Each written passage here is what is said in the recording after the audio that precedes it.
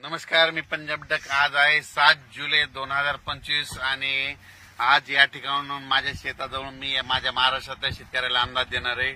सर्वप्रथम आज 7 जुलै 2025 आज माझा वाढदिवस आहे आणि वाढदिवसानिमित्त माझ्या महाराष्ट्रातील, मराठवाड्यातील, विदर्भातील, पूर्व विदर्भातील, उत्तर महाराष्ट्रातील सर्व शेतकऱ्याला एक आनंदाची बातमी देणार आहे।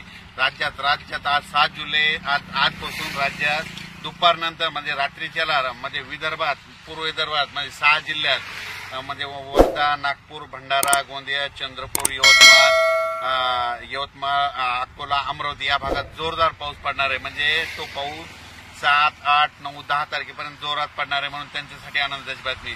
त्याच्यानंतर आपण पश्चिमी विदर्भाकडल्या शेतकऱ्याकडे आनंदाची बातमी देऊ। पश्चिमी विदर्भामध्ये अकोला, अमरावती, यवतमाळ, वाशिम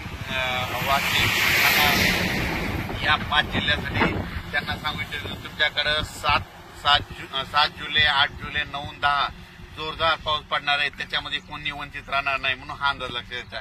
त्याच्यानंतर आपण मराठवाड्याकडे होऊ। मराठवाड्याकडील नांदेड, यवतमाळ, हिंगोली, त्याच्यानंतर परभणी, बीड, जालना, संभाजीनगर या भागातल्या शेतकऱ्याला परत एक आनंदाची बातमी देऊ।